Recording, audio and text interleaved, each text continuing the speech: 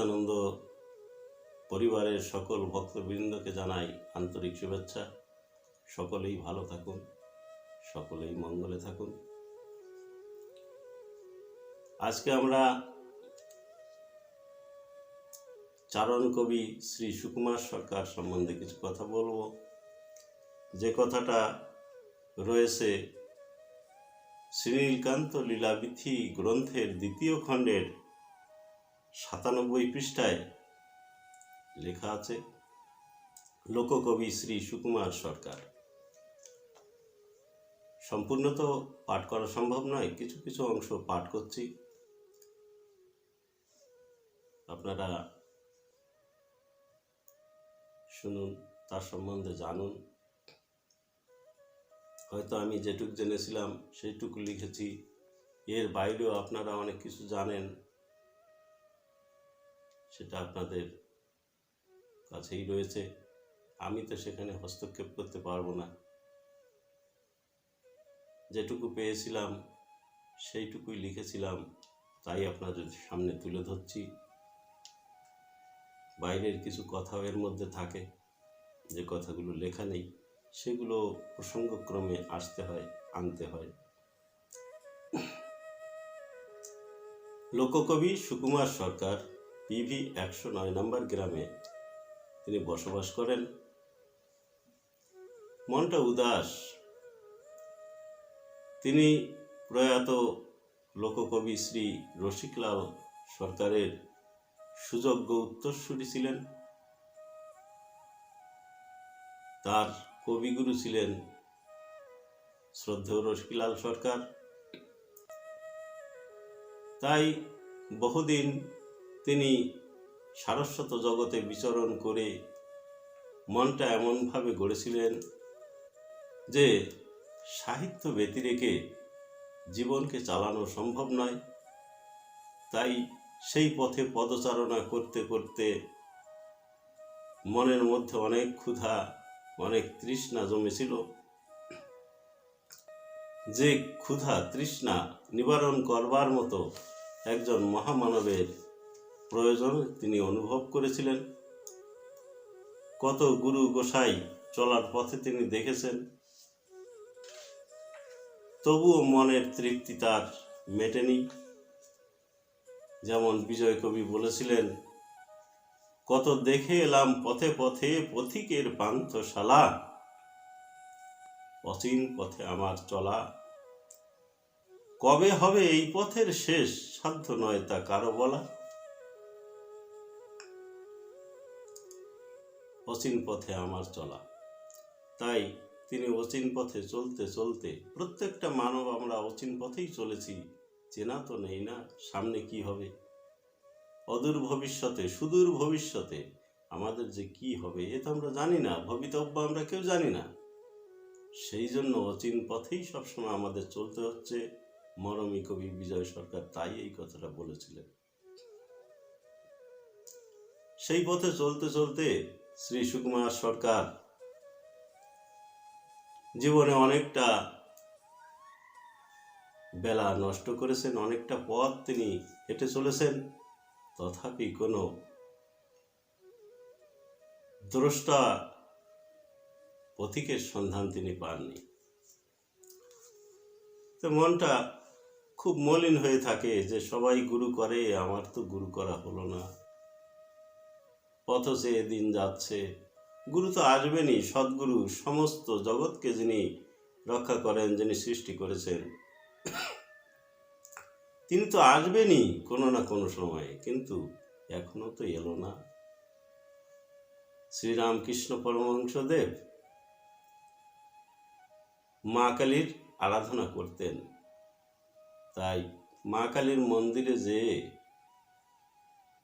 যেদিন মায়ের দর্শন তিনি পেতেন না, তিনি তো নিজেই কালী অবতার, তথাপি যখন লোকদৃষ্টিতে যখন মায়ের দর্শন পেতেন না, তিনি বলতেন, মা গো, এই যে আর একটা দিন বৃথায় চলে গেল মা, এখনো তো দেখা দিলি না। তাই আমার মতো হতভাগার কত দিন যে বৃথায় চলে যাচ্ছে এই মনের মাঝে এই ক্ষেত্রটুকু আসে না যে হে প্রভু, তোমাকে আমার এখনো দেখা হয়নি। মানস পটে তোমার ছবি এখনো আসেনি।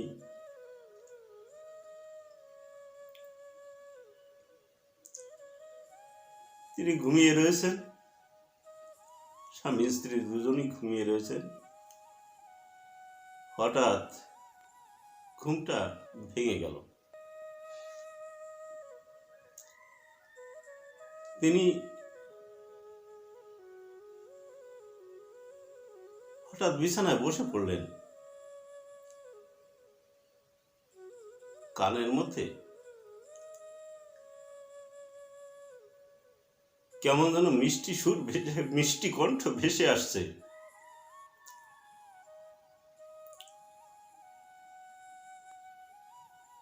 তিনি কেমন যেন মোহিত হয়ে যাচ্ছেন। মানুষের কণ্ঠ এত মিষ্টি হয়, এত সুন্দর হতে পারে, আর এত রাতে এই কথাগুলো কানে ভেসে আসছে। কে, কার কথা শুনছি? তিনি চকিত হয়ে যাচ্ছেন, নিজে কেমন যেন হতবাক হয়ে যাচ্ছেন। ব্যাপার কি? লীলার পূর্বে একটুখানি যাই।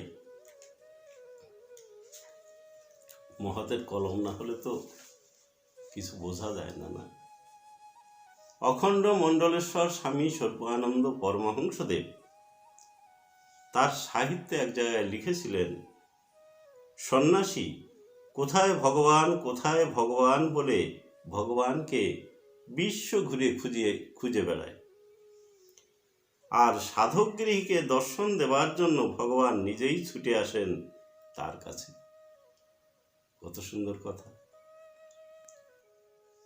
আজ এ কথা প্রমাণিত হলো। সরকার মশাই সস্ত্রীক শুয়ে আছেন গৃহ মধ্যে, গভীর ঘুমে আচ্ছন্ন। হঠাৎ কে যেন এসে বললেন, ওরে তুই যা করছিস তা তোর ঘরের দৌড়ে এসে ফিরে যায়। মোহের ঠুলি খুলে ফেল, ভালো করে চেয়ে দেখ, সে তোর পাশের ঘরেই আছেন।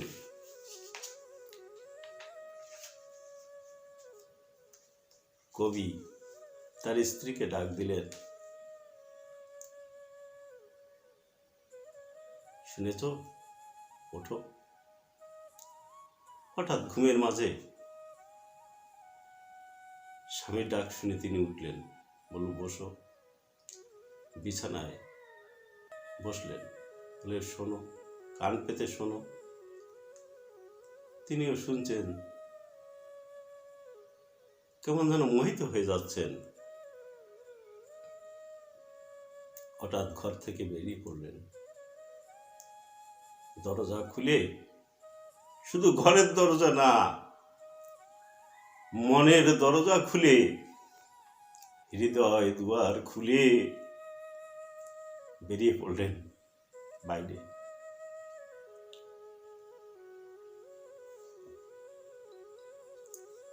ধীর পায়ে এগিয়ে গেলেন।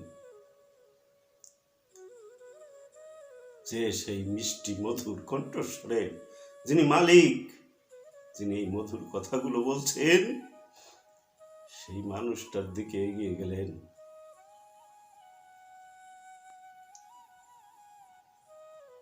কিছুক্ষণ তখনও কর্ণের মধ্যে সেই ধ্বনি প্রবেশ করছে। তিনি এগিয়ে গিয়ে ঠাকুরকে প্রণাম করলেন সস্ত্রীক। প্রণাম করে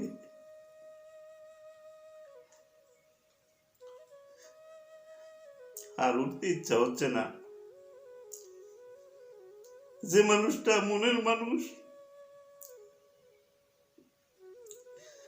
যে মানুষটাকে এতদিন ধরে তিনি খুঁজে চলেছেন, সেই মানুষের দেখা পেয়ে গেছেন তো, আর উঠতে ইচ্ছা হচ্ছে না। ঠাকুর বললেন, বাবা ওঠ, আমি তো এসেছি, এই তো পেলি তোর মনের মানুষ, যা তুই এতদিন ধরে খুঁজে বেরিয়েছিস সমগ্র জগতে, তাকে তো পেলি। কি ভাব, তিনি যে সমগ্র জগতে মনের মানুষ খুঁজে চলেছেন, তাও এই মানুষটা জানেন।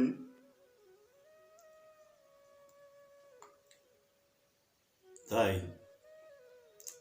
বললেন, ওঠ বাবা ওঠ, আমি এসেছি, তোর চিন্তা নেই। তিনি বড় কষ্টে উঠলেন। সৌম্য কান্তি বারংবার দেখেও মনের তৃপ্তি মেটে না, নয়ন ফেরে না। কণ্ঠস্বর বারবার শুনেও কর্ণ যেন ব্যাকুল হয়ে থাকে, আর কথা শুনতে চায়।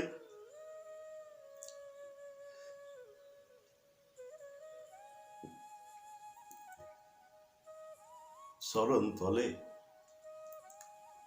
মাথাটা অবহেলে লুটিয়ে যায়।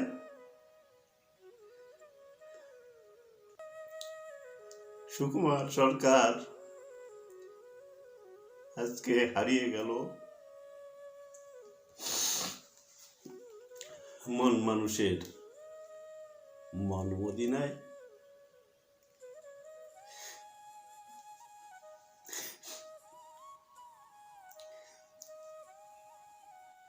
এইভাবে সবাই থেকে সভা শেষ হয়ে গেল, অনেক রাত্রি হয়ে গেল। প্রভুপাদের লীলা, প্রভুপাদের কথা বলা বিরাম হলো। সকলেই বিশ্রাম গ্রহণ করলেন, যে যার ঘরে চলে গেলেন।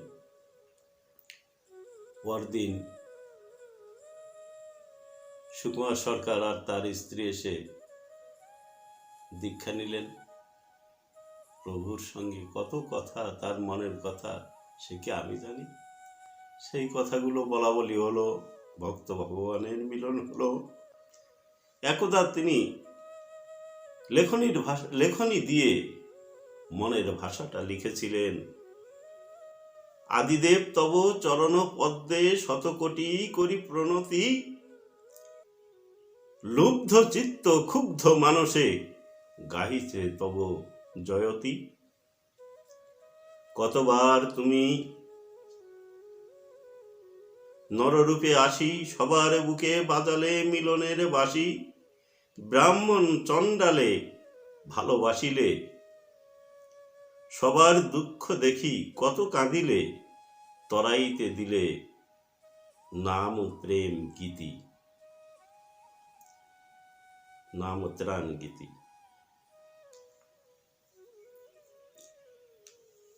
এই কথা তিনি লিখেছিলেন।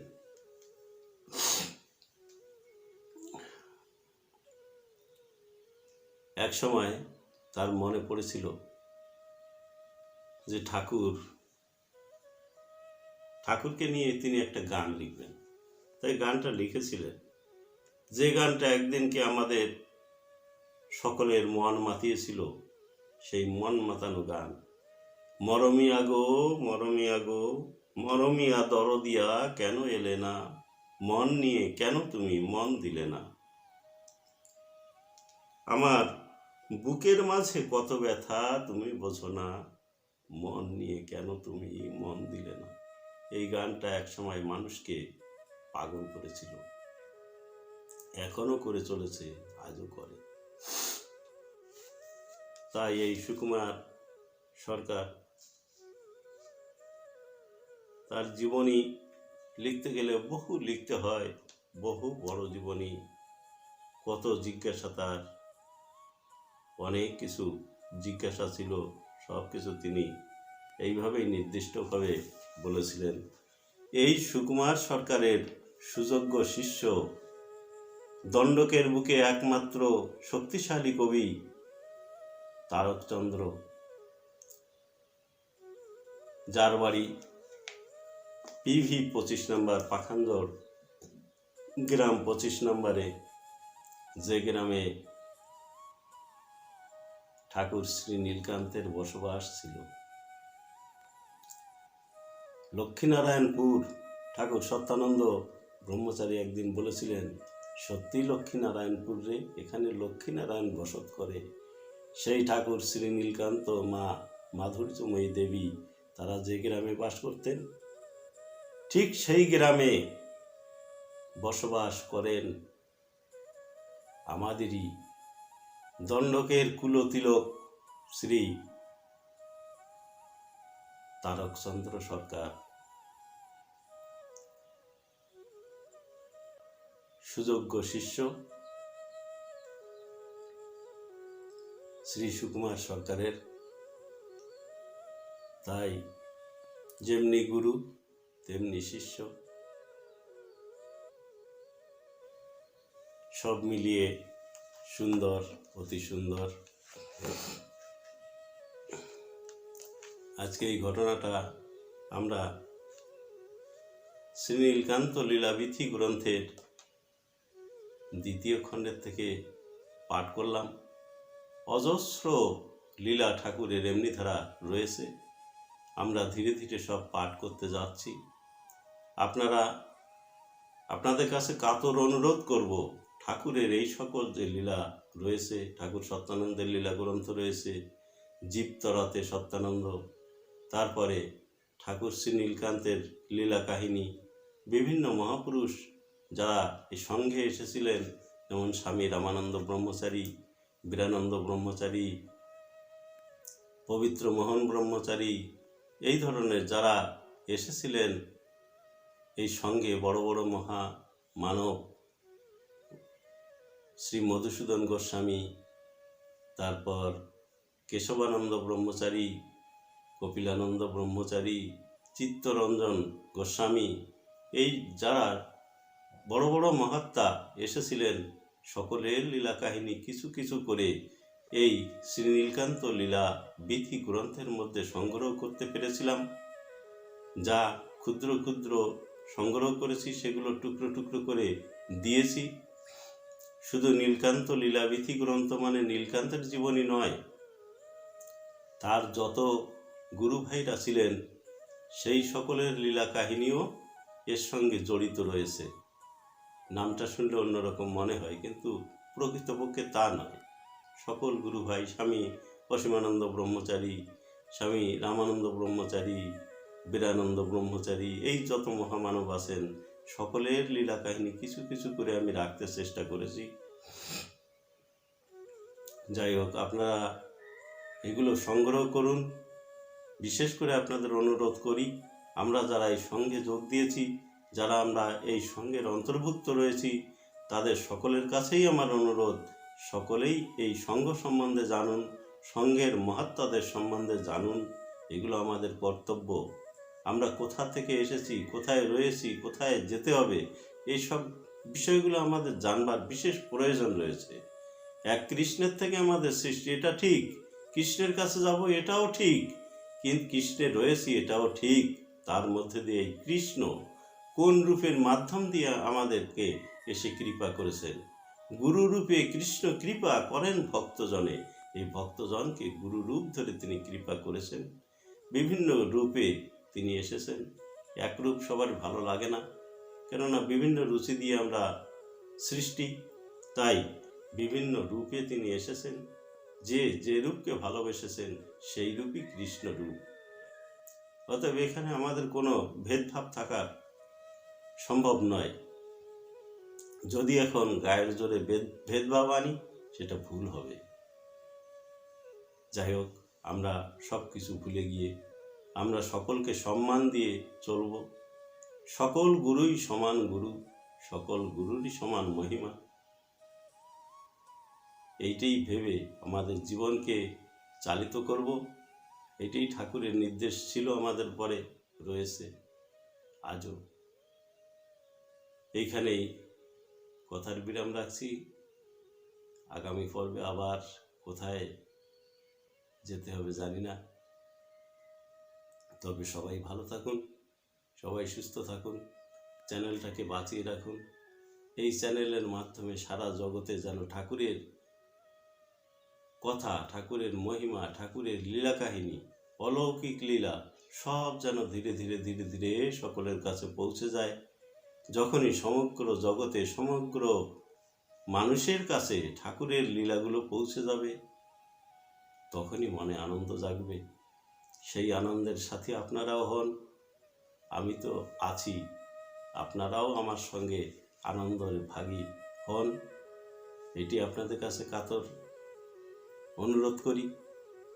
আর চ্যানেলটাকে সাবস্ক্রাইব করে, লাইক করে যেভাবে এগিয়ে নেওয়া যায় আপনারা চেষ্টা করুন। ঠাকুরের চ্যানেল বেঁচে থাকলে ঠাকুরের মহিমা আমরা সব জায়গায় পৌঁছাতে পারবো, এইটাই। যাই হোক, জয় সত্য হরি, জয় জয় বিশ্ব সুখ সত্তা আনন্দ প্রেমানন্দে হরিধ্বনি বলমন। জয় সত্য হরি, জয় সত্য হরি, জয় বাবা শ্রীকান্ত ঠাকুর।